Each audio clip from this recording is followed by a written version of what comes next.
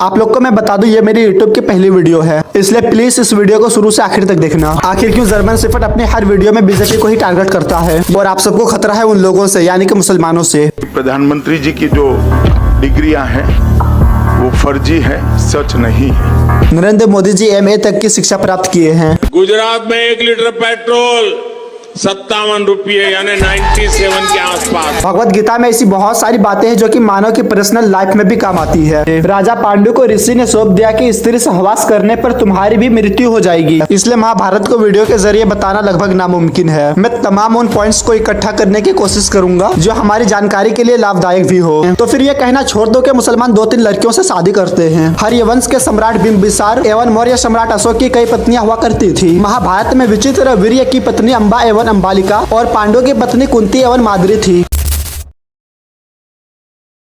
क्या ध्रुव राठी में इतनी पावर है कि वो बीते समय किसी की भी सरकार बना सकती है और किसी की भी सरकार गिरा सकती है? और ध्रुव राठी किस तरह अपने फैंस का ब्रेन वॉश कर रहा है? क्या कोई बंदा इंडिया से बाहर रहकर जर्मनी में रहकर इंडिया का हालत इतने अच्छे से जान सकता है? और अरविंद अरोड़ा की बात सच है? क्या सच में ध्रुव राठी के बीजेपी के खिलाफ बोलने से USA से पैसा मिलता है? उसको बोलना इंडिया सैम US जोई, और उसके बाद तेरे अकाउंट में डॉलर से जो पेमेंट आई तू अपना बैंक अकाउंट से अपने डॉलर के पैसों का हिसाब दे दे भाई, मैं मान जाऊंगा। आखिर क्यों जर्मन शेफर्ड अपने हर वीडियो में बीजेपी को ही टारगेट करता है? ये सारी बातें जानेंगे, आप लोग वीडियो में बने रहें। आप लोग को मैं बता दूं ये मेरी YouTube की पहली वीडियो है, इसलिए प्लीज इस वीडियो को शुरू से आखिर तक देखना। दरअसल 22 फरवरी को ध्रुव राठी ने एक वीडियो अपलोड किया था जिसका थंबनेल और टाइटल था द डिक्टेटर। ध्रुव राठी के इस वीडियो को अपलोड करते ही मानो पूरे इंडिया में एक तहलका सा मच जाता है, और तहलका मचे भी क्यों ना, ध्रुव राठी ने इस वीडियो में प्राइम मिनिस्टर को डिक्टेटर जो कह दिया है। वीडियो अपलोड करते ही पूरे सोशल मीडिया में ध्रुव राठी की ही बातें चलने लगी। यूट्यूबर से लेकर मीडिया वाले सारे लोग ध्रुव राठी की इस वीडियो को लेकर चर्चा करते हैं। यूट्यूबर से लेकर मीडिया वाले सारे लोग ध्रुव राठी को एंटी मोदी कहने लगे, लेकिन ये बात पूरी सच्चाई नहीं है कि ध्रुव राठी एंटी मोदी है। सारे यूट्यूबर ध्रुव राठी को एक्सपोज करते हुए कई सारी वीडियो बनाने लगे, और इस एक्सपोज की रेस में एक महान यूट्यूबर अरविंद अरोड़ा जीतते हैं। अरविंद अरोड़ा ने ध्रुव राठी को ऐसा एक्सपोज किया कि उसने कुछ ही दिनों में कई सारी वीडियो बना लिए। अरविंद अरोड़ा कहते हैं ध्रुव राठी ने हिंदुओं का ऐसा ब्रेन वॉश किया जो हिंदू 2 महीना पहले अपने व्हाट्सएप DP पे राम मंदिर का फोटो लगाता था, जो हिंदू 2 महीना पहले मोदी जी के फोटो पे हार चढ़ाता था, आज वही हिंदू 2 महीना बाद ध्रुव की वीडियो देखकर मोदी को गालियां देते हैं। जनवरी में भगवान श्री राम का मंदिर जब बना था ना, तो उसकी भगवान श्री राम के पोस्ट की बाढ़ आ गई, हिंदू जाग गया। लेकिन 2 महीने बाद ही ये हिंदू मोदी और मोदी का नाम लेने वाले और मोदी को सपोर्ट करने वालों को गालियां निकाल रहे। दरअसल अरविंद के दादाजी ने अरविंद अरोड़ा से कहा था हिंदू बहुत अच्छे होते हैं लेकिन वो बातों को भूलते ज्यादा है। देखिए मेरे दादाजी ना एक बात बोलते थे, वो कहते थे कि हिंदू धर्म के लोग बहुत ही बढ़िया हैं, लेकिन उनके साथ सिर्फ एक समस्या है कि वो भूलते बहुत जल्दी हैं। और साथ ही अरविंद अरोड़ा कहते हैं जितने भी हिंदुओं ने भगवान राम जी का फोटो लगाया था वो सारे हिंदू जर्मन शेफर्ड की बातों को सुनकर मोदी के और भगवान राम जी के फोटो को हटाकर उस जर्मन शेफर्ड की फोटो को अपने व्हाट्सएप DP पे लगाते हैं। और अफसोस की बात क्या है पता है, जो लोग पहले DP तक में भगवान श्री राम की फोटो लगा लिए थे, उनमें से कुछ लोग भगवान श्री राम की फोटो हटा के अब उस जर्मन शेफर्ड की फोटो लगा के बैठे। बाप रे। सच में ध्रुव राठी ने 4 ऐसे पॉइंट्स रखे थे जिससे बीजेपी अपनी वोट अपनी तरफ खींचती है। और जो माफिया यहाँ पर ब्रेन वॉश कर रहा है लोगों का, वो 4 डिपार्टमेंट्स पर काम करता है। पहला पॉइंट जिसे लोग गर्व और अहंकार भरता है, यानी कि तुम महान हो इसलिए कि तुम हिंदू धर्म में पैदा हुए हो। पहला डिपार्टमेंट लोगों में गर्व और अहंकार भरता है कि आप महान हो क्योंकि आप हिंदू धर्म में पैदा हुए। और अरविंद अरोड़ा ने इस बात को भी कह के दिखा दिया। मेरे बाप दादाओं को भी पता था कि हिंदू धर्म से बड़ा कोई लिबरल धर्म है ही नहीं। हाँ, तब ध्रुव राठी के तीसरे पॉइंट को देखते हैं। ध्रुव राठी ने कहा है तीसरा डिपार्टमेंट आपके अंदर डर भरता है और आप सबको खतरा है उन लोगों से, यानी कि मुसलमानों से। तीसरा डिपार्टमेंट आपके अंदर डर भरता है कि आपको खतरा है उन लोगों से, और ये भी अरविंद अरोड़ा ने कहकर दिखा दिया। या तो वो धर्म परिवर्तन हो गया उनका, या मार फेंक दिए गए जाओगे। हमारे दादा परदादाओं के पास तो फिर भी ऑप्शन था हिंदुस्तान का, लेकिन हिंदुस्तान में जिस दिन गजवाए हिंद हो गया तुम कहीं के नहीं रहोगे। हाँ, तो अब ध्रुव राठी के चौथे पॉइंट्स पे बातें करते हैं। चौथा डिपार्टमेंट यहाँ नरेंद्र मोदी को मसीहा बनाता है कि सिर्फ नरेंद्र मोदी ही आपको बचा सकते हैं। चौथा डिपार्टमेंट मोदी जी को मसीहा बनाता है और सिर्फ नरेंद्र मोदी जी ही आपको बचा सकता है। ये सब कहकर लोगों का ब्रेन वॉश किया जा रहा है। क्यों ना बने ऐसे बंदे के लिए अंधभक्त जो हिंदू धर्म को सर्वोपरि मानता हो। बीजेपी के टिकट पर तो कुत्ता भी खड़ा हो जाए हम जिता। ये सच है, अगर कुत्ता भी आएगा उसको भी जिताएंगे। ये तो फिर अंधविश्वास नहीं, भक्त हैं, अंधविश्वास नहीं है, हम भक्त हैं। महंगाई मेरे हिसाब से कोई ज्यादा नहीं हुई। अब मैं 10 साल से बनियान नहीं पहन रही, देखो आप। वो भगवान है हमारे, हम उनकी पूजा करते हैं। क्या आप लोग को पता है हमारे नरेंद्र दामोदर दास मोदी जी कितना पढ़े लिखे हैं? अगर हम गूगल की सहायता ले तो गूगल हमें बताती है नरेंद्र मोदी जी MA तक की शिक्षा प्राप्त किए हैं। PM मोदी जी ने साल 1967 में 10वीं क्लास पास किए थे और 11 साल बाद 1978 ईस्वी में BA किया था। PM मोदी जी दिल्ली यूनिवर्सिटी से ग्रेजुएशन किए और साल 1983 ईस्वी में दिल्ली यूनिवर्सिटी से ही MA की डिग्री हासिल कर ली थी। खैर ये तो बात रही गूगल की। प्रधानमंत्री जी के सबसे करीबी दोस्त अमित शाह कहते हैं प्रधानमंत्री जी के पास जितनी डिग्रियां हैं सारी फर्जी है। प्रधानमंत्री जी की जो डिग्रियां हैं वो फर्जी है, सच नहीं। प्रधानमंत्री मोदी जी कहते हैं वो कौन सा लोकतंत्र था जिसमें पंडित नेहरू को बैठाया गया? वो कौन सा लोकतंत्र था पंडित नेहरू को बिठा दिया गया? अगर देश का पहला प्रधानमंत्री सरदार वल्लभ भाई पटेल होता तो कश्मीर का आधा हिस्सा आज हमारे इंडिया के पास होता। अगर देश के पहले प्रधानमंत्री सरदार वल्लभ भाई पटेल होते तो मेरा कश्मीर का ये हिस्सा आज पाकिस्तान के पास न होता। मतलब बिना दिमाग के बातें करते हैं ये लोग। पहली बार जो चुनाव हुआ वो 1951 से 52 के बीच हुआ और हमारे PM मोदी जी कहते हैं पहला प्रधानमंत्री सरदार वल्लभ भाई पटेल जी को बनाना चाहिए था, जबकि सरदार वल्लभ भाई पटेल जी की मौत चुनाव से 1 साल पहले 1950 ईस्वी में हो गया था। अब ये कैसे कोई कह सकता है 1951 ईस्वी के चुनाव में सरदार वल्लभ भाई पटेल जी को खड़ा होना चाहिए था? मतलब बिना दिमाग के बातें करते हैं। मोदी जी कहते हैं उड़ीसा के जिलों के नाम बोलिए। आप उड़ीसा के जिलों के नाम बोलिए और जिलों के कैपिटल के नाम बोलिए। और जिलों के कैपिटल के नाम बोलिए। मतलब कुछ भी। हाँ तो मोदी जी कितना पढ़ा लिखा है ये तो हमें पता चल गया। गूगल की सहायता ना लेते हुए हम सीधे अमित शाह से जानते हैं, क्योंकि गूगल कहता है PM मोदी जी दिल्ली यूनिवर्सिटी से MA तक की शिक्षा प्राप्त किए हैं। तो वहीं अमित शाह कहते हैं मोदी जी के पास जितनी डिग्रियां हैं सारी फर्जी है, सच नहीं है। कि प्रधानमंत्री जी की जो डिग्रियां हैं वो फर्जी है, सच नहीं है। अगर अमित शाह का कहना सच है मोदी जी की डिग्रियां सारी फर्जी है तो ये अलग बात है, वरना गूगल कहती है मोदी जी 1983 ईस्वी में दिल्ली यूनिवर्सिटी से MA तक की शिक्षा प्राप्त किए हैं। अगर सच में मोदी जी MA तक की डिग्री हासिल की है तो उनकी मैथमेटिक्स भी बहुत अच्छी होगी। लेकिन यहाँ मोदी जी गुजरात वालों को खुश करते हुए कहते हैं गुजरात में 1 लीटर पेट्रोल 57 रुपये यानी 97 के आसपास है। गुजरात में 1 लीटर पेट्रोल 57 रुपये यानी 97 के आसपास। मोदी जी को इतना भी नहीं पता कि 57 को 57 कहते हैं, 97 नहीं। 97 का मतलब होता है 97। इसका 2 ही मतलब हो सकता है, या तो प्राइम मिनिस्टर मोदी जी को इसका पता नहीं था, या तो मोदी जी सच में 1 लीटर पेट्रोल का दाम 97 रुपया ही बोलने वाला था। एक भाजपा नेता है, पता नहीं वो कौन है, वो कह रहा था चाचा 400 पार करवाइए, मुगल का संस्कृति ही खत्म कर देंगे। चाचा 400 पार करवाइए ना, मुगलों का संस्कृति खत्म कर देंगे आपकी बार हम लोग। उतने में एक रिपोर्टर ने उनसे सवाल किया नेताजी आप इतना क्यों गरज रहे हैं? नेताजी कहते हैं क्यों ना गरजे, जाकर कांग्रेस से सवाल करो सरकारी स्कूल में क्या किया है, यानी सरकारी स्कूल में पढ़ा क्या रहा है। अरे कांग्रेस से जाके सवाल करो ना सरकारी स्कूल में क्या किया है। अकबर कब आया, बाबर कब आया, मुगल कब आया, अकबर का बेटा कब आया, तो ये सभी मुगल के बारे में ही पढ़ा रहा है।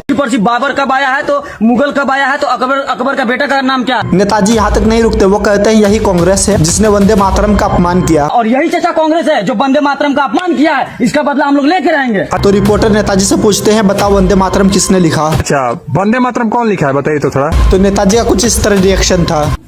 वंदे मातरम कौन लिखा है?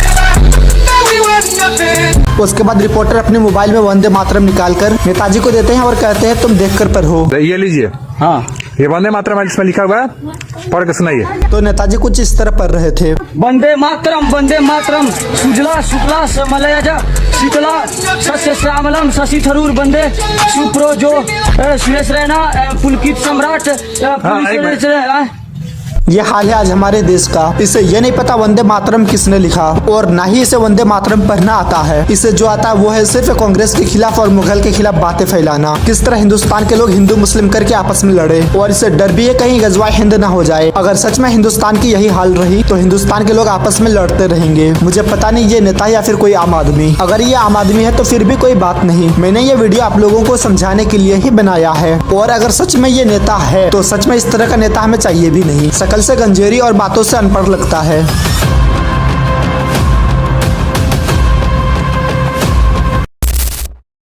महाभारत आर्य संस्कृति तथा भारतीय सनातन धर्म का एक महान ग्रंथ तथा अमूल्य रत्नों का भंडार है। भगवान देवसाई सवई कहा करते थे इस महाभारत में किसी भी चीज की कमी नहीं है। यहाँ पर शिक्षा चिकित्सा दान, महाभारत में वेदों के रहस्य और विस्तार, देशों नदियों पर्वतों वनों तथा समुद्र को भी भरपूर है। हम ये भी कह सकते हैं कि मानव की जितनी भी समस्या है भगवत गीता में मानव की प्रत्येक समस्या का समाधान मिलता है। महात्मा गांधी को जब निराशा घेर लेती है तब वो भगवत गीता के पास चले जाते हैं, जिससे निराशा के अंधकार में भी प्रसन्नता की की एक किरण चमकती है। ये किसी और ने नहीं बल्कि खुद महात्मा गांधी ने लिखा है। भगवत गीता में ऐसी बहुत सारी बातें हैं जो कि मानव की पर्सनल लाइफ में भी काम आती है। भगवत गीता में मानव को मोटिवेशन कुछ इस तरह से देते हैं, कर्म का फल क्या होगा इस पर तुम्हारा कोई अधिकार नहीं, तुम्हें मात्र अपना कर्म करने का अधिकार है। तुम्हारी कर्म ना करने में भी तुम्हें रुचि नहीं होनी चाहिए। गतिशील वर्तमान से मुंह मोड़ना और भविष्य की कल्पना में लगे रहना। गीता पर विचार करते हुए डॉक्टर श्रीमती एनी बेसेंट ने ठीक ही कहा है, क्रोध और घृणा में ना पड़कर विगत जबर और निष्काम होकर अपने कर्तव्य कर्म को करते रहो। कर्मफल में अपनी आसक्ति को पाने की संघर्ष करते रहो। यहाँ महाभारत को भारत का इतिहास कहा गया है। वैसे आज हम लोग महाभारत के इतिहास के बारे में जानेंगे। कुरुवंश के राजा शांतु थे और कुरुवंश की राजधानी हस्तिनापुर थी। भीष्म ने विचित्र वीर्य का विवाह काशी नरेश की कन्याओं अंबिका एवं अंबालिका से कराया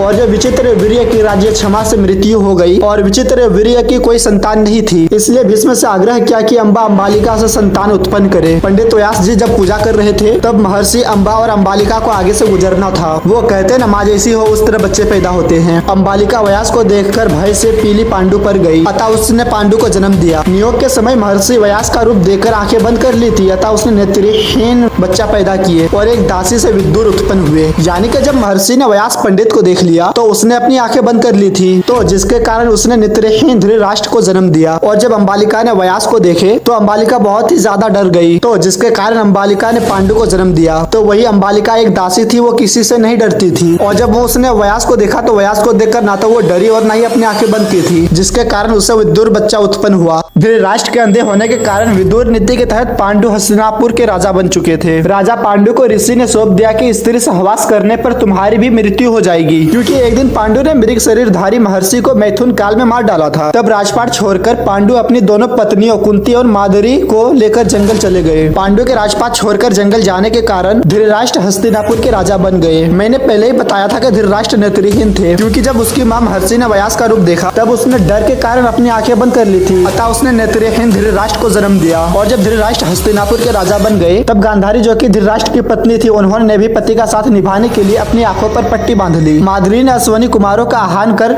नकुल एवं संदेश प्राप्त किए। इस प्रकार 5 देवताओं से पांडव का जन्म हुआ और उधर धृतराष्ट्र के 100 पुत्र हो चुके थे जो कि कौरव कहलाए। जंगल में पांडु के मृत्यु के पश्चात ये पांडव अपनी माताओं सहित हस्तिनापुर चले आए। इससे कौरवों में ज्येष्ठ दुर्योधन को ऐश्वर्या एवं भविष्य की चिंता होने लगी, क्योंकि पांडवों के हस्तिनापुर आने के कारण हस्तिनापुर की जनता पांडवों के योग्यता के कारण उन्हें अत्यधिक पसंद किया करते थे, उनका ही गुणगान करने लगे। अत्यंत व्यथित होकर दुर्योधन ने अपने पिता धृतराष्ट्र से कहा, पांडु को सद्गुणों के कारण यह राज्य प्राप्त हो गया और आप अंधे होने के कारण अधिकार प्राप्त राज्य भी प्राप्त नहीं कर सके। बाद में आपको किस्मत से यह राज्य मिल गया है। अगर पांडु की यह विरासत उन्हें प्राप्त हो गई, ऐसी हाल में हम लोग अपने पुत्रों सहित राजा परंपरा से वंचित हो जाएंगे, क्योंकि बाद में उनके ही पुत्र और पुत्र राजा बनते रहेंगे। पिताजी आप कोई ऐसी नीति अपनाए ताकि हम दर दर की ठोकर खाते हुए नरकुल जीवन से बच जाएंगे। ये रही वो बात जो दुर्योधन ने अपने पिता राजा धृतराष्ट्र से कहा था। यानी कि जब जंगल में पांडव की मौत हो गई तब उनके संतान पांडवों ने अपनी माता के साथ हस्तिनापुर चले आए, क्योंकि पांडव हस्तिनापुर के ही राजा थे। क्योंकि बस एक ऋषि के शौप के कारण पांडव अपनी दोनों पत्नियों के साथ जंगल में चले आए और जब पांडव की संतान हुई और पांडु का मृत्यु हो गया तब वो अपनी जगह हस्तिनापुर चले आए और अभी हस्तिनापुर के राजा धृतराष्ट्र थे। पांडु का जब 5 पुत्र हुआ तब उसके साथ ही धृतराष्ट्र के 100 पुत्र हुए। पांडु के 5 पुत्र पांडव कहलाए और धृतराष्ट्र के 100 पुत्र कौरव कहलाए। और धृतराष्ट्र के 100 पुत्र में 2 पुत्र का नाम सबसे ज्यादा बार आता है, एक दुर्योधन और दूसरा दुशासन। पांडव जब हस्तिनापुर आए तब हस्तिनापुर की जनता में ये बात फैल चुकी थी, क्योंकि हस्तिनापुर की जनता पांडवों की योग्यता के कारण उन्हें अत्यधिक पसंद किया करते थे। इसलिए दुर्योधन को यह बात सताने लगी कि बाद में चलकर हमारा क्या होगा, क्योंकि हस्तिनापुर की राजा पांडव से बेइंतहा मोहब्बत करते हैं। इसलिए दुर्योधन ने अपने पिता राजा धृतराष्ट्र से कहा, आपके अंधे होने के कारण हमने उस राज्य को भी प्राप्त नहीं कर सका जो राज्य हम आसानी से प्राप्त कर सकते थे, और अब पांडव भी आ चुके हैं। अब हस्तिनापुर की जनता सारी राज्य उनको ही सौंप देगी। पांडव के जंगल जाने से ये हमारी किस्मत थी, जो कि हम अपनी किस्मत से हस्तिनापुर की राजा बने, मगर अब हस्तिनापुर पे पांडव आ चुका है। इसलिए ऐसा ना हो कि फिर से हस्तिनापुर का राजा पांडव बन जाए। अगर सच में उसकी विरासत उनको मिल गई तो आने समय में उनकी ही संतान राजा बनने लगेगी। इसलिए आप ऐसी युक्ति निकाले जो कि हम दौड़ दौड़ की ठोकर खाने से बच जाएंगे और फिर से इसी तरह राजपाट की खुशहाल जिंदगी गुजारेंगे।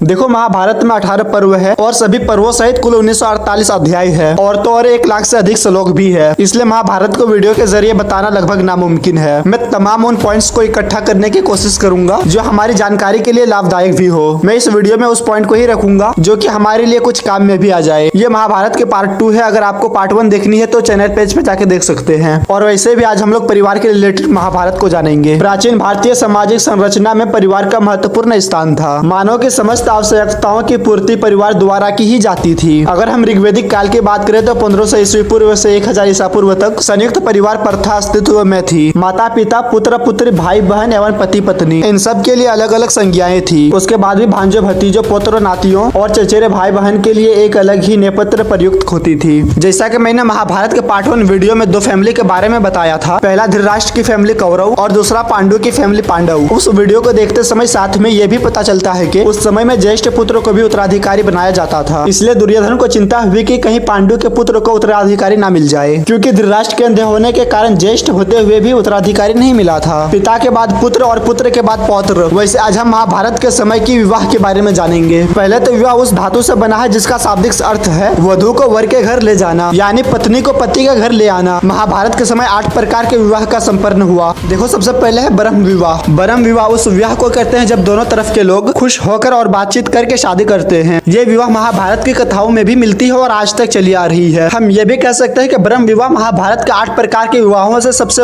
सर्वोच्चम विवाह थी, जैसा कि मैंने पहले ही विवाह की डेफिनेशन दे दिया था। उसके बाद है देव विवाह, फिर है प्रजापत्य विवाह। इस विवाह की कहानी कुछ इस तरह है। इस विवाह में लड़का और लड़की आपस में पसंद करके अपने पापा के पास जाते और सामाजिक धार्मिक कर्तव्यों का पालन करते हुए वो दोनों आपस में आकर अपने धर्म के अनुसार धार्मिक कामों का पालन करते। तब उसके बाद एक दूसरे आपस में विवाह कर लेते। उसके बाद आता है असुर विवाह, उसके बाद गंधर्व विवाह, उसके बाद राक्षस विवाह, उसके बाद पिशाच विवाह, उसके बाद अंतर विवाह, फिर बहिर्विवाह, उसके बाद बहुपत्नी प्रथा। बहुपत्नी प्रथा ये भी विवाह महाभारत की किताबों में मिलता है। पहले तो हम इसको किताबी भाषा में पढ़ लेते हैं, उसके बाद एक्सप्लेन करेंगे। बहुपत्नी प्रथा एक पुरुष की अनेक पत्नियां हो सकती थी। हर्यवंश के सम्राट बिंबिसार एवं मौर्य सम्राट अशोक की कई पत्नियां हुआ करती थी। महाभारत में विचित्र वीर्य की पत्नी अंबा एवं अंबालिका और पांडु की पत्नी कुंती एवं माद्री थी। देखो महाभारत में ये बात तो हमें पता चल गया है, एक पति 2-3 पत्नियों को रख सकते हैं। तो फिर ये कहना छोड़ दो कि मुसलमान 2-3 लड़कियों से शादी करते हैं, क्योंकि ये कहना कि मुसलमान 2-3 लड़कियों से शादी करते हैं इसका मतलब हिंदू धर्म को नीचा दिखाना होता है। क्योंकि महाभारत आर्य संस्कृति तथा भारतीय सनातन धर्म का एक महान ग्रंथ तथा अमूल्य रत्नों का भंडार है। इसलिए ये कहना छोड़ दो कि सिर्फ मुसलमान ही 3-4 लड़कियों से शादी करते हैं। क्योंकि हमने महाभारत के पार्ट 1 में पढ़ा कि विचित्र वीर्य की 2 पत्नियां थी, एक का नाम अंबा और दूसरी के नाम अंबालिका थी। और तो और पांडु के भी 2 पत्नियां थी, एक का नाम कुंती और दूसरी के नाम माद्री थी। इसलिए हमें चाहिए कि दूसरे के रिलीजन को कुछ कहने से पहले अपने रिलीजन पे भी झांक लिया करें। हाँ, तब हम जानते हैं महाभारत के लास्ट विवाह के बारे में, जिसका नाम है बहुपति प्रथा। इस बात को मानना बहुत मुश्किल है कि सनातनी महाभारत में एक स्त्री के कई सारे पति हुआ करते थे, क्योंकि महाभारत में द्रौपदी के 5 पति थे। महाभारत का आदि पर्व के 131वें अध्याय के 31 से 60 तक के श्लोकों में एकलव्य की कथा इस प्रकार मिलती है। द्रोणाचार्य के पास एक बार निषाद राज हिरण्य धनु का पुत्र एकलव्य धनुर्विद्या सीखने आया। निम्न वर्ण के कारण उन्होंने उसे अपना शिष्य नहीं बनाया। एकलव्य जो कि बहुत ही ज्यादा काला था। एक बार एक कुत्ता एकलव्य का काला रंग देखकर उस पर भौंकने लगा। एकलव्य ने गुस्से से आकर 7 वनों से उसके तरफ हमला किया और उसका मुख भरकर भौंकना बंद करवाया। पांडव ने एकलव्य का ये सब कारनामा देख चुका था। पांडव देख के हैरान थे कि कुत्ते के मुंह में खरोच भी नहीं आया और उसका मुख भी बंद हो गया। इस प्रकार पांडव ने एक महान धनुधर की खोज की। तब अर्जुन ने द्रोण से कहा, आपने तो आशीर्वाद दिया था कि पृथ्वी पर तुम सर्वश्रेष्ठ धनुधर रहोगे। आपका ये शिष्य एकलव्य तो मुझसे भी श्रेष्ठ है। तब गुरु द्रोण ने गुरु दक्षिणा में एकलव्य का अंगूठा मांग लिया। ये सुनकर एकलव्य ने तुरंत अपना अंगूठा काट कर दे दिया। महाभारत के इस कथा की मतलब ये है कि एक पास द्रोणाचार्य के पास एकलव्य धनुष सीखने के लिए आया। तब द्रोणाचार्य ने एकलव्य को अपना शिष्य मानने से इनकार कर दिया। तब एकलव्य वहाँ से उदास होकर चल पड़े। एकलव्य का काला रंग देखकर उस पर एक कुत्ता भौंकने लगा। तब एकलव्य ने 7 तीरों से उस कुत्ते पर हमला किया। तब कुत्ते को थोड़ी सी भी खरोच नहीं आई और उसका मुंह भी बंद हो गया। और यह सब कारनामा करते हुए पीछे से पांडु देख रहा था। और जब गुरु द्रोण ने एकलव्य को अपना शिष्य माना, तब अर्जुन ने गुरु द्रोण से कहा कि गुरुजी, आपने कहा था मैं सबसे महान तीर अंदाज रहूंगा, लेकिन एकलव्य तो तीर चलाने में मुझसे भी ज्यादा माहिर है। तो क्या ऐसा नहीं हुआ कि वो मुझसे भी ज्यादा महान हो गया? तब गुरु द्रोण ने एकलव्य का अंगूठा मांगा और एकलव्य ने भी गुरु द्रोण को तुरंत ही अपना अंगूठा काट कर दे दिया।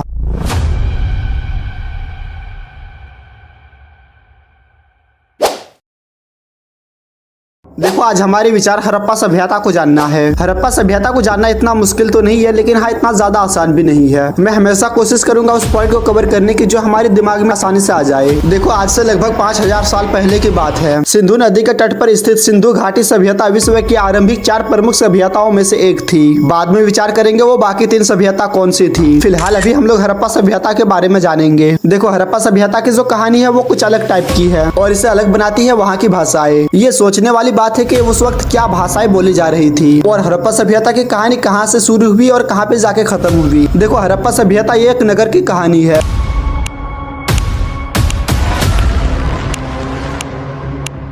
क्योंकि पुरातत्वविदों द्वारा सर्वप्रथम हड़प्पा नगर की खोज की गई थी, इसलिए इस सभ्यता को हड़प्पा सभ्यता भी कहा जाता है। और हड़प्पा पंजाब के मोंटगोमरी जिले में था और हड़प्पा सभ्यता की खोज के दौरान कुछ नगर मिले थे, जिनमें से मोहनजोदड़ो, चनहुदरो, लोथल, कालीबंगार, रंगपुर, रोपर, आलमगीरपुर और बहुत ज्यादा छोटे नगर मिले थे। इतनी बड़ी सभ्यता एक त्रिभुजाकार क्षेत्र में फैली हुई थी और इन नगरों में कुछ अजीबोगरीब वस्तुएं भी मिले थे। किसी ने सोचा नहीं था 5000 साल पहले भी ये सब चीजें हुआ करती थी।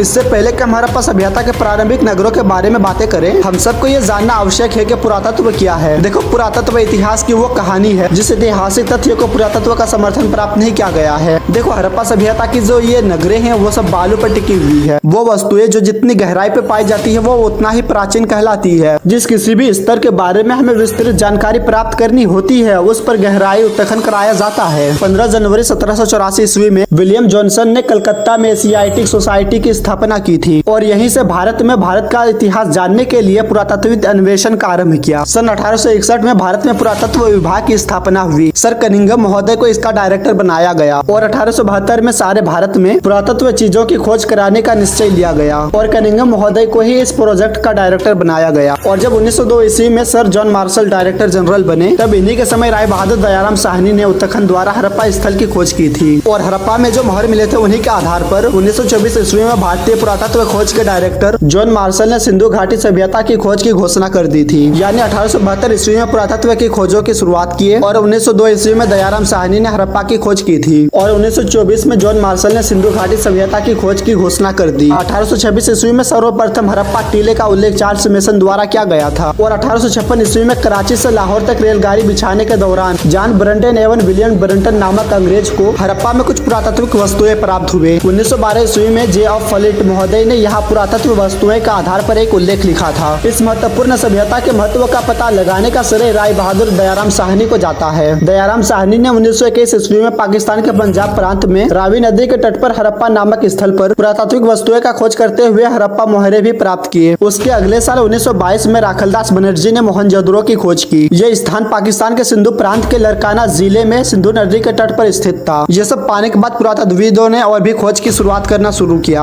उसके बाद एक के बाद एक कई नगर प्राप्त हुए, जैसा कि मैंने नगरों के नाम शुरू में ही बता दिया था। पिगट महोदय ने हड़प्पा एवं मोहनजोदड़ो को एक विस्तृत साम्राज्य की जुड़वा राजधानी बताया है और इसके बीच की दूरी 670 किलोमीटर दूर की है। देखो हड़प्पा के खोज के क्रेडिट दयाराम साहनी को जाता है क्योंकि उसने सबसे पहले 1921 में हड़प्पा की खोज की और उसके एक साल बाद 1922 ईस्वी में राखलदास बनर्जी ने मोहनजोदड़ो की खोज की। देखो ये सब सुनने के बाद हमारे दिमाग में एक सवाल आता होगा कि अगर हड़प्पा में इतने नगर मिले तो हड़प्पा कितनी बड़ी हुई होगी। तो चलो सबसे पहले इस झंझट सवाल को खत्म करते हैं। रंगनाथ राव महोदय के अनुसार पूरब से पश्चिम तक 1600 किलोमीटर था और उत्तर से दक्षिण तक 1100 किलोमीटर था, मगर उसके बाद सराखेला आदि स्थलों की प्राप्ति से यह सीमा और भी बढ़ गई। यह सभ्यता एक त्रिभुजाकार क्षेत्र में विस्तृत है जिसका क्षेत्रफल कुछ समय पूर्व विद्वानों ने 12,99,600 वर्ग किलोमीटर बताया है। यह सभ्यता उत्तर में जम्मू के अखनूर से लेकर दक्षिण में नर्मदा नदी के तट तक और पश्चिम में बलूचिस्तान के मकरान समुद्र तट से लेकर पूर्व में मेरठ तक स्थित है। इस सभ्यता का क्षेत्रफल मिस्र से 20 गुना तथा मिस्र और मेसोपोटामिया दोनों के सम्मिलित क्षेत्र से 12 गुना अधिक है। यानी कि हड़प्पा पूरब से लेकर पश्चिम तक 1600 किलोमीटर है और उत्तर से दक्षिण तक 1100 किलोमीटर है और यह सभ्यता एक त्रिभुजाकार क्षेत्र में फैला हुआ है जो कि त्रिभुजाकार क्षेत्र 12,99,600 वर्ग किलोमीटर तक फैला हुआ है। यह सभ्यता उत्तर में जम्मू से लेकर दक्षिण में नर्मदा नदी और पश्चिम में बलूचिस्तान के समुद्र से लेकर उत्तर में मेरठ तक स्थित है। यह सभ्यता मिस्र से 20 गुना, मिस्र और मेसोपोटामिया दोनों के सम्मिलित क्षेत्र से 12 गुना अधिक है। देखो अब हम बातें करेंगे हड़प्पा नगर से प्राप्त वस्तुएं पर, क्योंकि हम हड़प्पा और हड़प्पा के नगरों के बारे में जान चुके हैं। देखो अगर हम मोहनजोदड़ो की बात करें तो मोहनजोदड़ो में बहुत ही ज्यादा वस्तुएं मिले। मोहनजोदड़ो सिंधी भाषा का अर्थ है जिसका मतलब होता है मृतकों का टीला। मोहनजोदड़ो के आसपास की भूमि बहुत ही ज्यादा उपजाऊ थी, जिसके कारण उस वक्त के लोग वहाँ पे फसल भी क्या करते थे, जिसके कारण इसे सिंधु का बाग भी कहा जाता है। यहाँ से 1398 मुहरे, पुजारी का सिंह और मोम के सांचे, कांच की नर्तकी, सभागार, सीप का पैमाना, सूती कपड़े के अवशेष, पानी का जहाज, हाथी का कपाल, गाड़ी की पहिए, मेसोपोटामिया की मोहरे, दाढ़ी वाले मनुष्य की प्रतिमा, हाथी के दांत की तराजू, पशुपति की मुद्रा और भी ज्यादा वस्तुएं प्राप्त हुए। अगर हम हड़प्पा की बात करें, यहाँ से स्त्रियों की लघु मूर्ति, स्त्री की मूर्ति जिसके गर्भ से पौधा निकलता हुआ दिखता है, पत्थर के शीशन वो योनि, ठोस पहिए वाली गाड़ी, प्रसादन मजूसा, RH-37, कब्रिस्तान, लकड़ी का हल, मुखोटे साग का बेल, तांबे की मुहरे, गेहूं की भूसी, मटर एवं तिल की खेती के प्रमाण और खरगोश के चित्र वाली मुद्रा मिली है। चनहुद्रो में मिला था बन के बनाने वाला कारखाना, अलंकुत हाथी, पीतल की बत्तख, लिपस्टिक, तराजू एवं बैलगाड़ी आदि मिले थे। चनहुद्रो मोहनजोदड़ो से 128 किलोमीटर दूर स्थित है। लोथल में मिले थे फारिस की मोहरे, धान व बाजरे की खेती के प्रमाण, आटा पीसने वाली चक्की, हाथी दांत का पैमाना, कुत्ते की मूर्ति, बकरी की हड्डियां और बंदरगाह के प्रमाण। कालीबंगा में मिले थे बेलनाकार मोहरे, तांबे के बैल की मूर्तियां, लकड़ी की नाली, हल से जुते खेत के साक्ष्य और बहुत सारी छोटी बड़ी वस्तुएं मिली है। ये रही 5 नगर जिसके प्राप्त वस्तुएं के बारे में बताया है।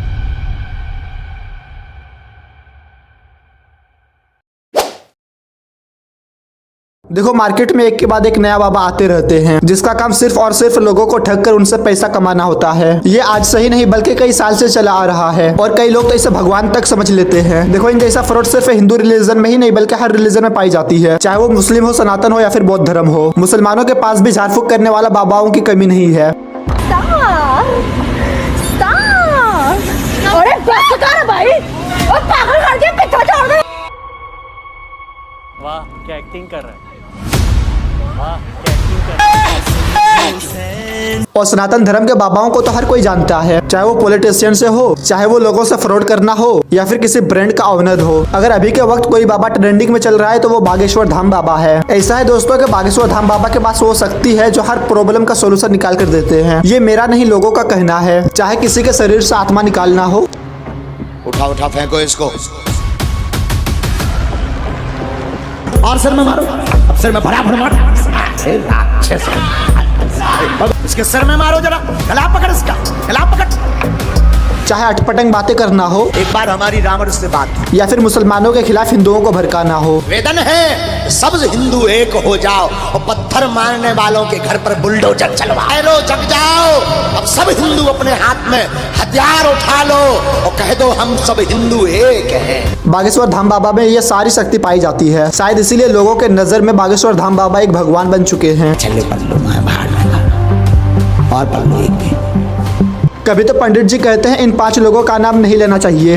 इन 5 लोगों का नाम नहीं लेना चाहिए, हम नहीं कहते, ये मनुस्मृति शास्त्र कहता है। पहला अपना नाम, दूसरा गुरु का नाम, तीसरा कंजूस आदमी का नाम, चौथा अपने बड़े बेटे का नाम और 5वां अपनी लुगाई का नाम। 5 लोगों के नाम अपने मुख से नहीं लेना। अपना नाम, गुरु का नाम, कंजूस आदमी का नाम, अपने बड़े बेटे का नाम और 5वां अपनी लुगाई का नाम, पत्नी का। मतलब हद है कोई अपना नाम भी ना ले। कहीं घूमने जाओ और कोई तुमसे नाम पूछे तो उसको अपना नाम भी ना बताओ। अगर कोई तुमसे तुम्हारे गुरु का नाम पूछे तो तुम उनको अपना गुरु का नाम भी ना बताओ। चलो पंडित जी के अकॉर्डिंग कंजूस आदमी का नाम लेना मना है, फिर बड़े बेटा का नाम लेना मना क्यों है और कन्या का नाम भी ना ले। वाह, बागेश्वर धाम बाबा जी कभी कहते हैं मैं बाबा नहीं ढाबा हूँ। उन्हें पता ही नहीं कि हम बाबा है ही नहीं, हम तो ढाबा है। चलो ये तो ठीक है, लेकिन एक आदमी जब उसके पैर को पकड़ने आया तो उस पर बाबा जी कहते हैं तुम मुझे छूना नहीं, तुम अछूत आदमी हो। बस छूना नहीं है, मैं अछूत आदमी है ना छू। तो कभी बागेश्वर धाम बाबा कैंसर की बीमारी का इलाज कर देते हैं। कैंसर रोग है, दूसरे स्टेज का है, हम एक विधि कर दे भी, कैंसर की दवाई धाम पे मिल है, ठीक हो जाएगा, आशीर्वाद। माँ बीमार है, 3 साल से दर्द कैंसर नामक रोग बना हुआ, ओमती को कृपा हो जाएगी, आशीर्वाद है। ये अखंड ज्योति जलाएं, 50 ग्राम देसी गाय के गोमूत्र में 2 खड़ी हल्दी की गांठ पीस करके मिला करके रोगी को पिलाएं, लाभ 100% होगा, आशीर्वाद। एक तो वो लोग बेवकूफ है जो बागेश्वर धाम बाबा के पास आते हैं, अपनी मजबूरी सुनाकर अपनी बीमारी खत्म करके जाते हैं, या फिर वो स्टूडेंट बेवकूफ है जो इतनी मेहनत करके नीट का एग्जाम देकर इतने पैसे खर्च करके डॉक्टर बनते हैं। अगर साफ शब्दों में कहे तो बागेश्वर धाम बाबा सारे डॉक्टर की कैरियर खत्म करने वाले हैं।